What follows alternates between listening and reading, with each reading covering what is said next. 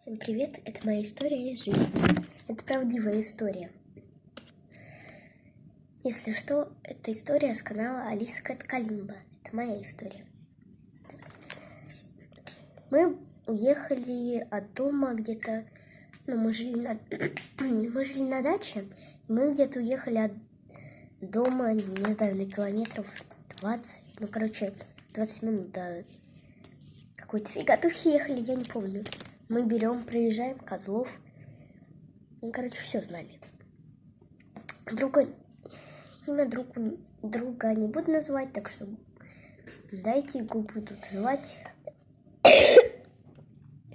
друг. Мы уехали. И мы едем дальше и видим там мертвый птенчик лежит. Извините, YouTube может забанить. И мы идем там стоим. Друг вообще в слезах хочет заливаться. Я его успокаиваю, что так бывает. Потом приезжает мой папа. Он ехал в магазин или шел, я уже, если честно, не помню. Он сказал: вы едете обратно, потому что мы очень сильно далеко уехали, мы 20 минут ехали. Но он нас не ругал, он просто сказал. И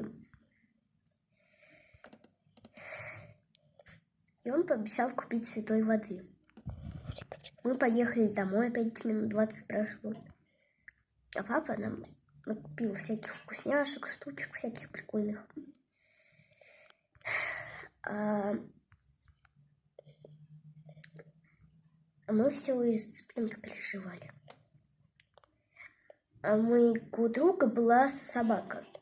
Не помню имя, Чезар, по-моему. Она очень сильно, она добрая, но очень сильно. Она меня прижимала и начала лизать. Мы думаем, куда его спрятать?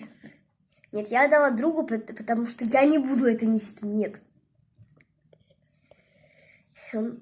То туда потом. Я говорю, мне, наверное, не разрешат в мою дачу спрятать.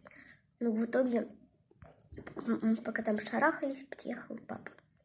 И в итоге он разрешил, может.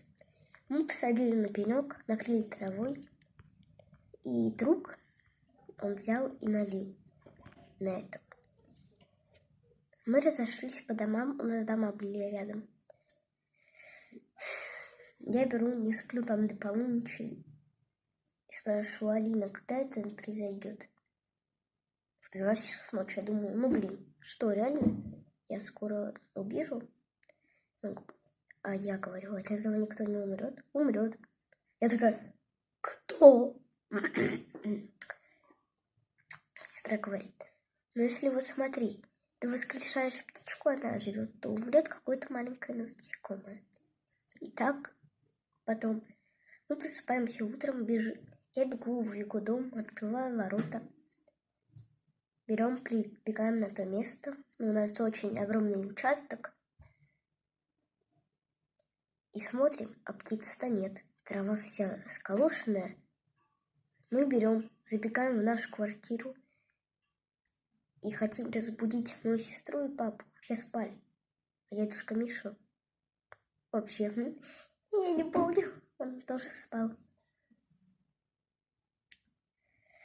Вот так мы оживили цыпленка. Птичку мы тогда были очень рады.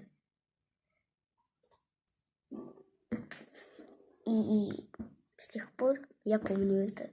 Это было где-то 3 года назад, наверное.